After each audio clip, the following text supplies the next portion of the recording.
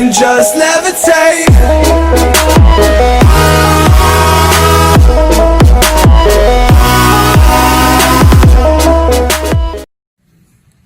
Okay guys, so welcome sa ating YouTube channel. Ito yung lesson 29 ng ating trigonometry. So check ko lang ha. So lesson 29 nga ba? So tama, lesson 29 kasi lesson 28 yung last time. Okay, so lesson 29 is all about polar equation. So I decided na isama to kasi kasama to sa integral calculus na yung polar equation natin. So graphing a polar equation is much the same as graphing a Cartesian equation. So we obtain representative ordered pair r, theta. So where r is the radius and theta is an angle.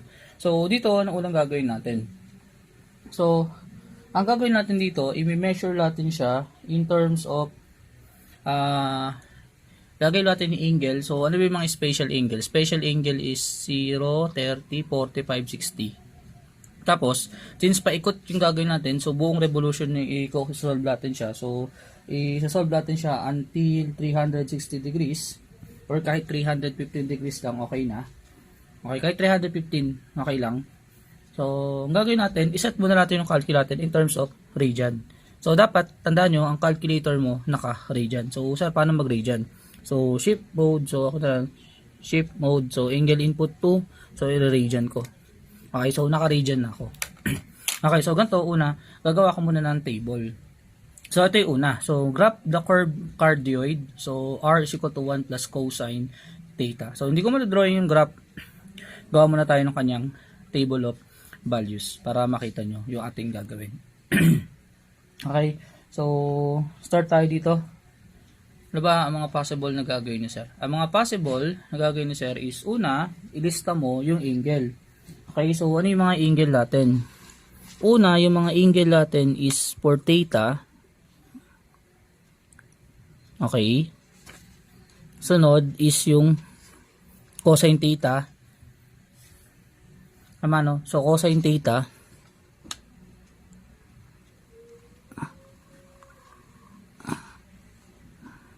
so dito si cosine theta, then lastly since 1 plus cosine theta kailangan, so this is 1 plus cosine theta. So next, ito ay naka degree, ito ay naka radian. Ano ibig sabihin? Na nag-set ka ng 0 degrees. Cosine 0 degrees, since nakaset ka sa radian, may lalabas na value doon. Ayun yung gagawin natin. So, start tayo sa 0 degrees. So, medyo mahaba nga to. Check natin kung gaano kahaba. So, start tayo sa 0 degrees. Kung 0 degrees to, what is cosine 0 degrees? So, cosine 0 degree. So, since naka-radian ako, that is 1. So, tama naman. So, 1 plus cosine degree, that is 2. So, sunod tayo. Sunod is 30 degrees. So, what is cosine 30 degrees? Cosine 30 degrees is 0.15. Okay, so 2 decimal na nakunin nyo, okay lang naman. Okay, so cosine. Tama ba? Cosine is 0.15. Okay, sorry, may hindi ako napansin. Yung radian pala, dun pala sa isa. Cardioid to So, this sa cardioid, degree pa rin tayo. So, sorry about that. So, ito ay degree pa rin. Para din sa cardioid. So, ito ay degree pa rin. So, check natin. Cosine 0 degree. So, sinet ko na siya. So, cosine 0 degree. That is 1 pa rin. Tama pa rin naman. So, 1 plus 1 is 2. So, next is cosine 30 degrees is square root of 3 over 2. That is 0.86. So, round off mo to the nearest ones. So, that is 0.9. Not the nearest ones. I think 1 decimal. So, after the decimal, parang 1 digit, I mean. So, that is 0.9. Okay, so that is 0.9. Lay ko lang no. So, that is 0.9. So, this is 1.9. Next, 45 degrees. Sorry about that. That is 45 degrees. That is square root of 2. So, that is 0.7. So, this is 0.7. So, this is 1.7. Next is 60 degrees. So, that is cosine 60 degrees. That is 1/2. That is 0.5. That is 0.5. So this is 1.5. So next is 90.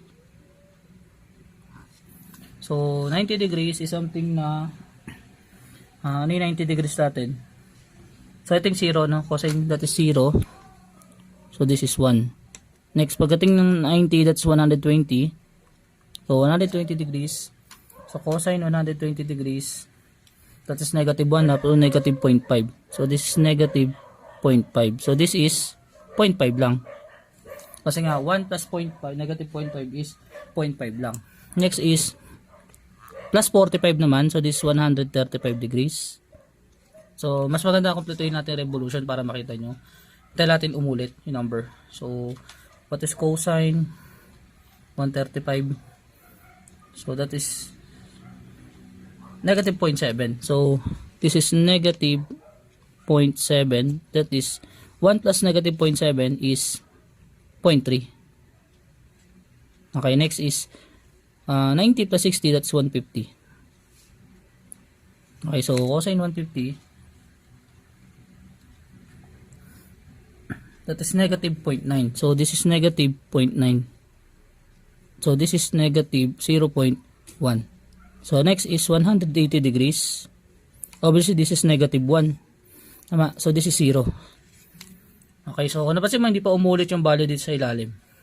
Okay, tigil kapag umulit na. So next is plus 30 natin yan. So 120, that is 210. So cosine 210. Okay, that is negative 0.7. So this is negative 0.7. So this is just 0.3. Next is 225. So obviously I think paulit na to. Kasi bumabalik na siya. So dapat lumabas dyan is 0.5, negative 0.5. Okay, so check natin. Negative 0.5 dapat lalabas. So cosine 225. Ano pala tayo, no? Baliktad yata. So cosine 210, that is 0.9. Sorry. Dito, 0.9 dito. Ito ay 0.1. Okay, ito yung point. So, negative 0.7. Ito yung 0.3. So obviously, babalik siya dito. 0, 1, 2, babalik siya dito. 0.5. So sunod, yung 240. So 240 degrees. So that is 0.7, 0.5. So that is negative 0.5. So this is 0.5. Okay, then try natin balik to sa isa. So pagdating sa 270, so sa 270 degrees, check natin anong value lalabas. Cosine 270 degrees is 0, I think. So bumalik siyang 0. So 0 to, therefore this is 1. Tapos 300. So sagad na natin para todo. Cosine 300, that's 1 half. So that is 0.5. So this is 1.5. Okay, then bumabalik na siya dyan, no? Tapasin mo, no? 0.5, 1, 1.5, 1.7 sunod. So sa 315, so sa 315 degrees, this is 0.7, tapos 1.7. Tapos lastly, sa 300, I think 330 degrees, that is 0.9, and that is 1.9. Tapos babalik na siya dun sa 0 degrees. Okay, so i-graph na natin yung cardioid na yan. So saan ano ba yung cardioid? So from the word cardiac or so something na parang heart siya. So pag ginrap. So ngayon, paano naman natin siya i-graph? Gagawa ka ng buong period. Gagawa ko, kunyari, nag-graph ako ng ganito. So, hoping na okay siya tignan. Okay, so, saset ako dito ng graph. So, ito yung 45 degrees. Something dyan. Okay, so, let's say ito yung 30 degrees. So, ito yung 30 degrees. So, opposite niya, ito, 210. Okay, ito yung 60 degrees. So, tama doon. So, dito rin, 45 gagawa ko. So, gagawa ko dito. So, gagawa ako dito. Okay, so kung pansin mo, ito yung starting na 0, 30, 45, 60, 90, 120, 135, 150, 180, 210, 225, 240, 270, 300, 315, 330. Okay, so let's say ito yung radius niya. So ito yung 1, ito yung 2. So ito yung negative 1, ito yung negative 2. Okay, so ito yung 0 sa gitna. So hoping na pantay na lang siya tignan. Okay, so check natin. So sabi, pag 0 degrees, that is 2. Okay, so pag 0 degrees, that is 2. So ipo-point out ko na lang ha. So pag 0 degrees, that is 2. Pag 30 degrees, that is 1.9. So somewhere dito. Okay. Pag 0.7, pag 45 degrees, that is 0.7. 1.7, sorry. So 1.7 somewhere nandito. So assuming somewhere nandiyan. So pag 60 degrees, that's 0.5. Tama. So 1.5, sorry. So 1.5 somewhere nandito. So assuming tumama.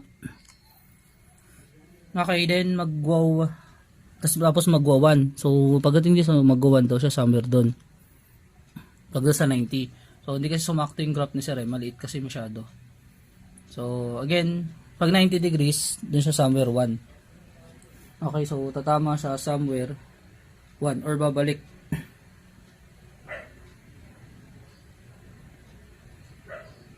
Check ko lang sa taas ha. So that is 0, 1, 2, 3.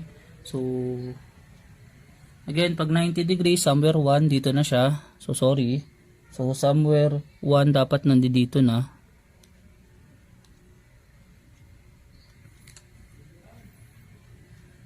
Okay, so pag 90 degrees or tama lang 1 siya. Then next is, sunod is 120 degrees. So pag 120 degrees, that is 0.5.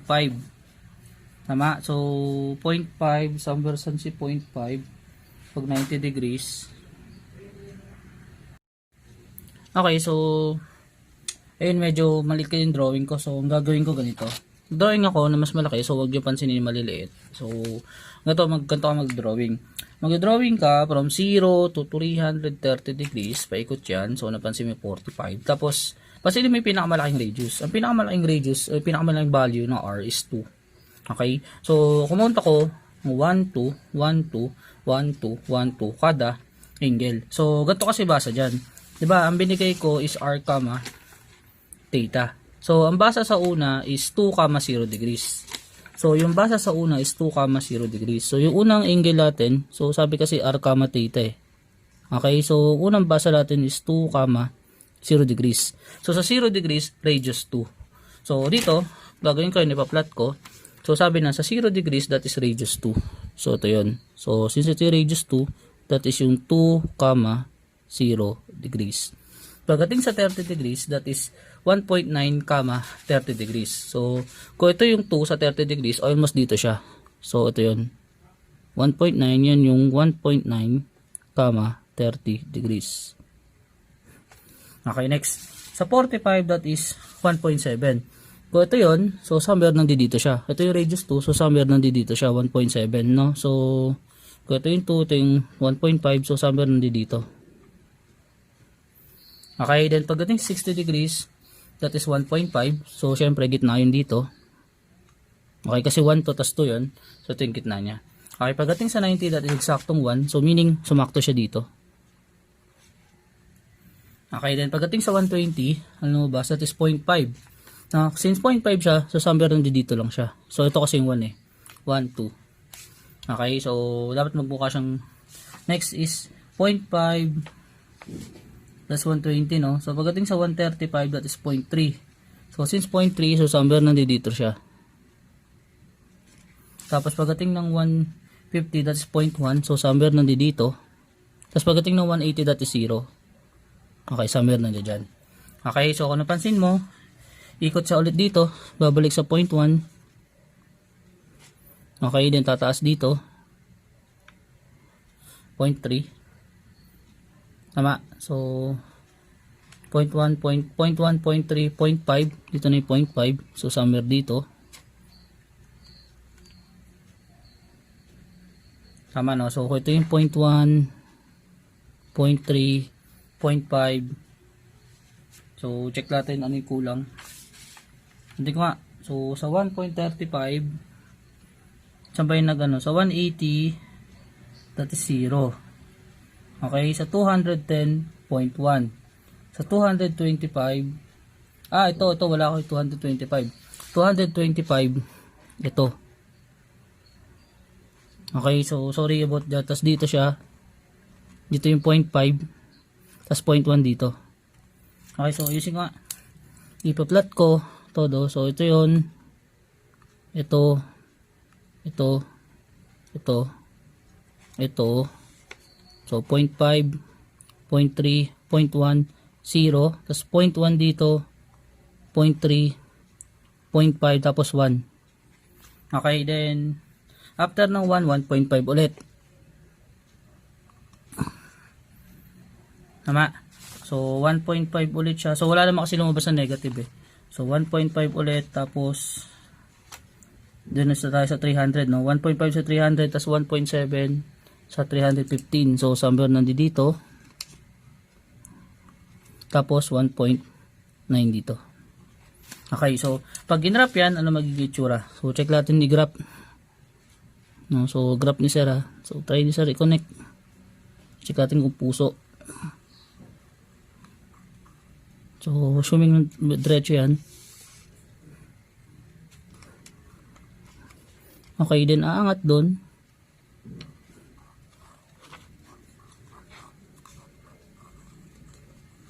Okay, and something ganyan. Okay, so kung napansin mo, mukha siyang puso. So, ganun mag-graph. So, chinek ko kasi din, dinouble check ko. So, ayun pala ibig sabihin. Yung arc, theta, ibig sabihin pa na yung radius ng kada spiral or kada curve or something, ayun yung i-graph natin. Okay, so, check nyo rin sa book para makita nyo rin. Tama ginawa ni sir. Ayun yung graph niya. Okay, so, medyo parehas naman tignan. So, pasensya na dun sa drawing ni sir. So, at least nakuha natin na idea nung arc, theta. So, buti na din-discover ko pa. Okay, so pasensya dito, Erisian, huwag nyo napansinin yan. Okay, so by the way, ang tawag dito is cardioid. Ito yung cardioid na R is equal to 1 plus cosine theta. So marami itsura yung cardioid. So depende pag iniba ko yung itsura niyan. As long as nag-heart shape cardioid siya. Okay, so next is graph the curve lemniscate. So kung aware ka ano yung lemniscate, yun yung sign ng infinity. Okay, so yung lemniscate, ito yung infinity. Yan yung tawag dun sa infinity. So, dapat ang graph natin is maging lemniscate. So, try natin to. So, graph the curve lemniscate, r squared is equal to cosine 2 theta. So, ganun again. Dito siguro pwede na tayo hanggang 180 degrees. So, gagawa ako ng theta. So, gagawa ako ng theta table. So, gawa tayo ng theta table, theta, kasunod 2 theta, tama, kasunod is cosine theta, cosine 2 theta, sorry, then sunod is yung square root, kasi naka r squared, tama, so square root nyan, so ito yung square root, o positive negative square root ng cosine 2 theta, or this is r is equal to ganyan. Okay, so lagay tayo ng angle dyan. So, pagpasensya na yung drawing o yung sulat ni sir. So, start tayo sa 0 degrees. So, pag 0 degrees, this is 0 pa rin. Tama? So, cosine 0 degrees, what is cosine 0 degrees? That is 1. Tama? So, pag square root ng 1, that is positive and negative 1. Next, sa 30 degrees, this is 60. Okay, then this is cosine 60 degrees. That is 0.5. So, that is 0.5. So, square root ng 0.5. So, square root ng 0.5. Sorry. Square root ng 0.5. That is 0.7. So, positive and negative 0.7. So, huwag kalimutan yung positive and negative 0.7. So next is 45 degrees. So lagay tayo 45 degrees. So this is 90. So cosine 90 degrees is 0. So note that this is also 0. Okay, next is I think 100 or I think 60 degrees. Lagay tayo 60 degrees. So 60 degrees. Pagdating sa 60 degrees, this is 120. So what is 120 degrees? Cosine 120 degrees is negative 1/2. Okay, so hindi pwede si negative 1/2. So kung napansin mo, bawal dito kasi wala tayong square root ng negative 1/2. Okay, so x tayo doon. So sino pa ba yung magne-negative? Pag 90, so dito kasi negative 1/2 siya. So negative 1/2, wala tayo dyan. Or negative 0.5. So next is 90. Pagdating sa 90, that is 180. Kasi ito ay negative 1. X ulit tayo kasi negative. Okay, so check natin sa is 120. Pagdating kay 120, that is 240. So kung napansin mo, cosine 240, that is negative 1/2 ulit. So wala ulit tayo doon. So tandaan mo lang, pag may square root tayo, x tayo doon. Okay, next. So check natin sa 135. So 135 degrees. So cosine 135 degrees. 270 pala, sorry. This is 270. Okay, so check natin, no? 270, that is cosine 270 degrees. That is 0. So ito 0 pa. Tapos this is 0. So may value. So next, kunin ko na yung mga may value sa book para kasi puro negative yung iba. So si 150 degrees. So this is 300. Okay, so pag kinalcu, that is 0.5. Okay, so therefore this is square, positive negative square root ng 0.7. Next is 180. Sunod na may value. Bakit? Kasi this is 360 degrees. And this is 1. And this is positive and negative 1. Ayun yung magiging value. So again, pag nag-negative, tapos in-square root mo, walang value. So hindi natin kukunin siya. So meaning, hindi siya sinasabi, undefined siya doon, kasi may I siya doon. No, not undefined totally, that is imaginary. So hindi natin pwede i-graph. So parang, hindi siya whole totally. So kinuha lang natin mga specific point na pwede natin. So ano ba mga point na yon? That is 0, 30, 45. Tama, no? 0, 30, 45. Sino pa? Si 35, no? So si 35, si something, si 135, tapos si 150, saka si 180. So try natin siyang i-graph using yung ating graphing paper. So gawa na lang tayo ulit ng graph.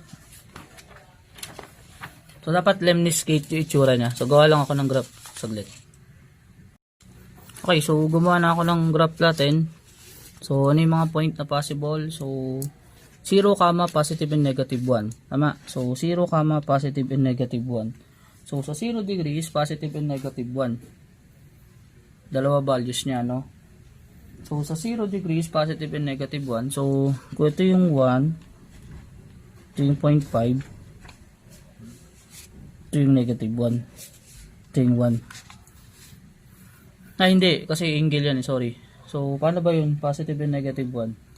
So, pag positive, negative 1, I think, i-graph natin siya as, so, ulit, no, 0, positive 1, so, graph ko siya dito. Sunod sa 30 degrees, that is 30, tas 0.7. Okay, so, 30 degrees, 0.7, so, somewhere nandito. So, 45, 0. Okay, so, somewhere babalik na siya dito. No, 45, 45 degrees, 0. So, somewhere babalik siya dito. Okay, then, pagdating nun, 135. So, ito yun, 135, 0 ulit. So, bumalik pala siya sa 0 sa 135. Tapos, yung isa is 150. Ito bumalik ka sa 0 eh. So, again, dalawang beses tumama sa 0. Dito, sa 45. Again, sa 45, saka sa 135. So, again, ito yung 130. Ito yung 45. Ito yung 135. Okay, then, so, ito yung 30. Ito yung 0. Okay, so, pagdating sa 150, may value tayo dyan. So, 150 may value siya. So, sa 150, that's 0.7. So, hindi to negative 1 ha. So, sorry, dito positive 1 pa rin yan. So, this is 0.7. So, somewhere nandito. Tapos, pagdating sa 180, positive 1. Okay. So, ano ibig sabihin nung may negative? Ibig sabihin nung may negative, kung 1 dito, kung may 0.7 dito sa kabila dito banda, sa kabila dito yung negative 0.7 something. So, yung reflect niya. Okay, tapos re-reverse doon. Dito, may reflect din dito yan. Okay. So, ngayon, pag ginrap ko yan, mag-iitsura somewhere ganito. So, pumunta doon. So, dyan. Tapos, somewhere na dito. Somewhere nandyan. Dyan. Okay, so yan yung itsura ng ating lemniscate. So again, positive and negative 1, meaning kung dito yan, may reflection dito sa kabila. So kunyari, in-negative ko yung angle, nasa kabila naman siya. So meaning, negative yung angle, so negative 30 degrees, that is 0.7. So tapos negative something degrees, andito yun. Negative 45 degrees, so dito yan, 0 yun. Okay, so ayun naman ibig sabihin dun sa lemniscate natin. So again, itsurang lemniscate siya. So pasensya na, hindi ko nakukuha yung eksaktong drawing. Pero kahit i-check nyo yung drawing niya, ito siya. Tapos dun din sa table of values. So napansin nyo, hindi niya kinuha yung mga angle na sinasabi ko na nag-0 siya. So nawala kasi literal. Ito yung graph ni r squared is equal to cosine 2 theta. Okay.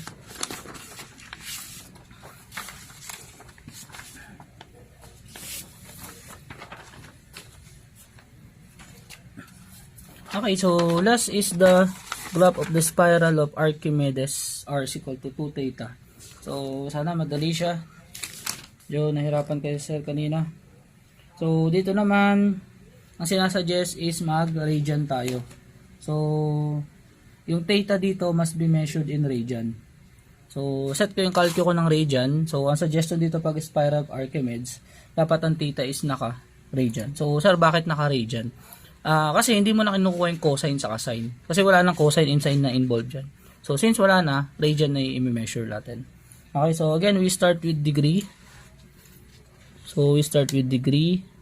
So, ito ay in degrees. Okay, so now this 2 theta.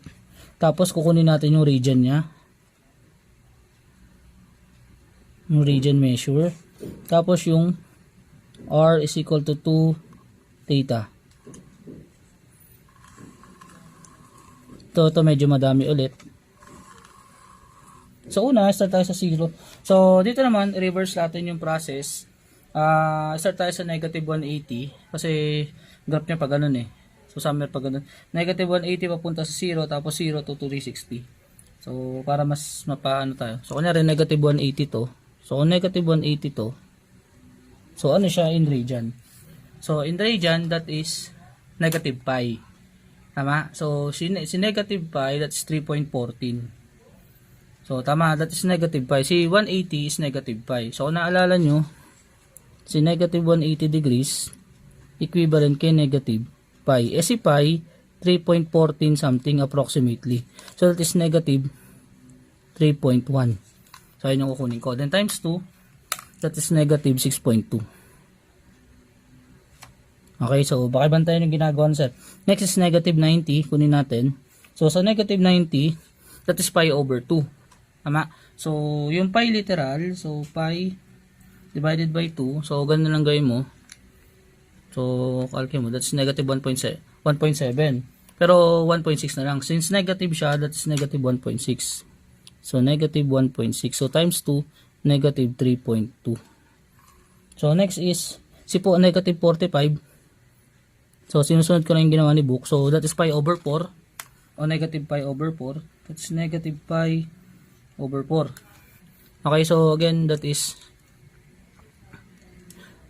0.8. No? So, that is negative 0.8. So, this is negative 0.8. So, this is negative 1.6. Okay, then punta tayo ka 0. So, 0 din siya. Then, 0 dito. Then, punta tayo ngayon ka 30. So, observe natin. So, 30 degrees. So, this is pi over 6, no?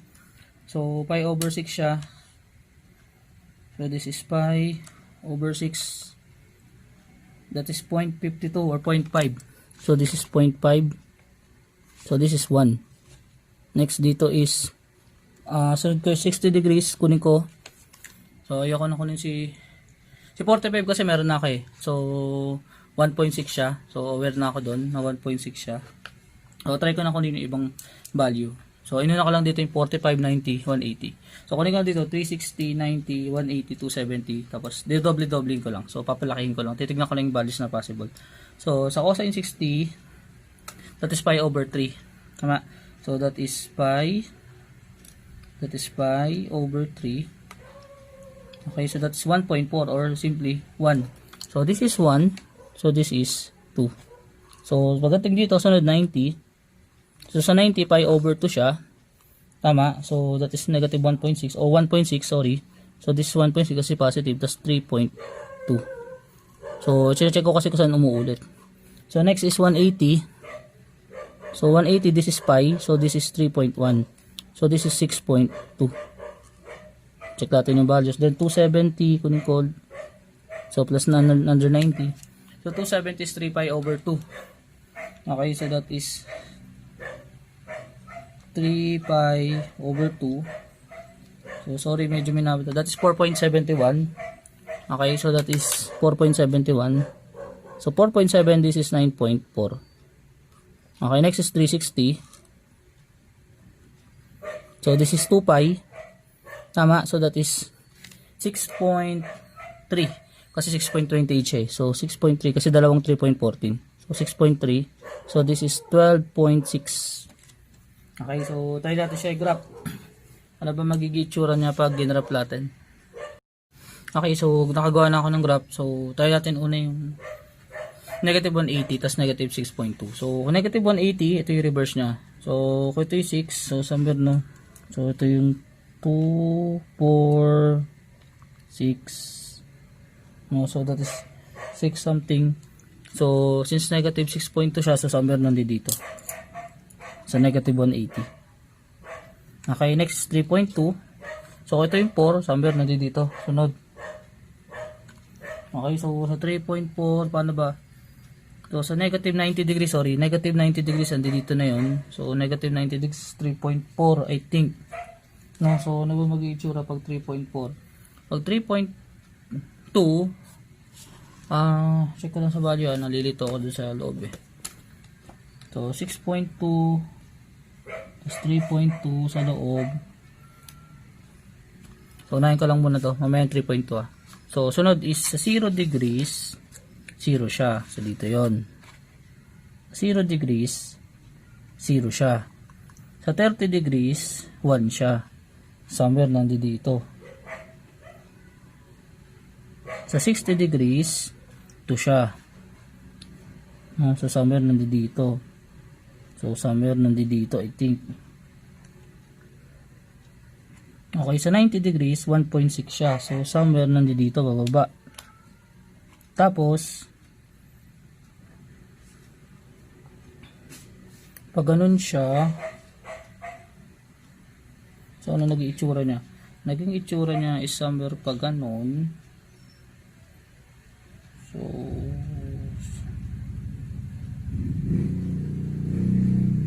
wait, check ko yung graph niya. So pag 90 degrees,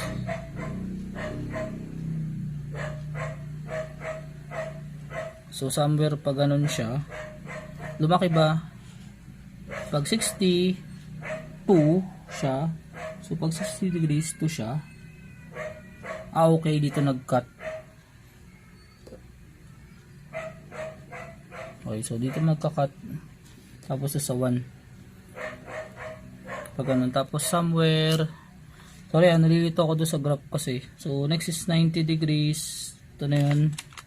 90 degrees is 3.2. Ay no, tama, nalito ako, diba? So sa 30 degrees 1, sa 60 degrees 2, sa 90 degrees, sa 90 degrees 3.2. So somewhere nandito. So kung to somewhere nandito. So disregard lahat ng value na yan. So ito yung mga ikaplot ko. So yan, Yan, tas yan. Tapos bigla nag 6.2 pagdating ng 180. 6.2 pagdating doon. Okay, then bigla nag 9.4 pagdating kay 270. So somewhere na 9.4. Tapos kay 360, 12.6. Okay, so nilito ko kasi sa sarili ko, hindi ko kinuha yung iba eh. So I think ang mag-iitsura ng graph niya is somewhere na yung plotted curve pagdating dito. So pag 30 degrees, may values kasi dito eh, somewhere. So okay, so yun, ginrap ko yung iba. Kailangan pala talaga kunin lahat. So sorry about that. So pag kinuha ko yung 120, babalik pala siya dito. So somewhere dito siya babalik. Okay, pag kinuha ko yung 150, somewhere nandito siya. So somewhere 1 siya. Okay, ngayon, pag kinuha mo si another negative 150, so ganito kasi nangyari dumodoble siya, nag-iiba-iba yung values niya. So may somewhere value siya dito. So ito kasi itsura, ganito mag-itsura, gaganto siya somewhere. So sorry, so gaganyan siya somewhere. Okay, so perfect na bilog to pag ganun. So nangyari kasi pag ganito yung graph niya. Okay, so ganun yung graph niya. Tapos gumanto yung curve. Tapos uulit doon. Okay, so ganyan yung tawag dito, spiral of Archimedes. So again, kunin mo na lang yung value ng negative 360 lahat, as in negative doon, tapos lahat ng positive. Okay, so ito na magiging itsura ng spiral of Archimedes natin. So sorry, hindi ko masyadong na-evaluate kasi nagkamali ako dun sa pag-graph. Sinunod ko masyado si book. So si book pala naka-pattern na i-graph niya na literal. Okay, so again, ayan yung magiging itsura pag-graph ng spiral of Archimedes. So kailan ka magre-ray dyan? Magre-ray dyan ka pag hindi pag walang cosine and sine na involved. So automatic ray dyan tayo. So yun yung pi. So ayun yung itsura ni spiral of Archimedes. Okay, so ayun yung itsura ni spiral of Archimedes. So ganyan magiging itsura niya nga. Okay, so tandaan yan mga yan. So although konti lang naman yung ibibigay ko example dito, pero make sure din sana napanood mo. So pasensya na, medyo nagulo ko dito. So nabigla ako pag negative. Pero whenever meron ako nakitang way para ma-solve siya or para magawa siya, ituturo ko rin sa inyo right away. Okay, so thank you for watching. Hoping na naintindihan mo siya kahit paano. So again, kailangan yun pala yung technique. Mas maganda i-graph mo lahat or i-consider mo lahat. So as long as hindi siya nag-undefine, kunin mo lang. So kunin mo din yung mga negative 120, negative 135, lahat ng yun dito. Pag spiral of Archimedes, ayun isa sa mga suggestion ko. So isa sa mga suggestion ko, pag spiral of Archimedes, kunin mo lahat. So from negative 360 to positive 360, tapos papunta sa 0, sa gitna. Ayun isa sa suggestion. So pag lemniscate naman, ang obvious na makukuha mo lang agad yung pag ganun. So sa lemniscate pag ganun makukuha, may i-reflect mo na lang kasi may negative, positive, negative. Pagkakuha mo yung pag ganun yan. Okay, so sir, paano ba magbabago dito? Magbabago lang naman dito yung center. So kunyari, ginalaw ko lang konti yung given, binago ko konti given, gagalaw lang siya. It's either yung center nasa 1 or nasa 2. Ganun lang naman mangyari. So hoping na naintindihan mo siya, tandaan yung mga sinabi ko dito. Okay, so thank you for watching. Hoping na panoorin mo yung last 5 videos natin sa trigonometry.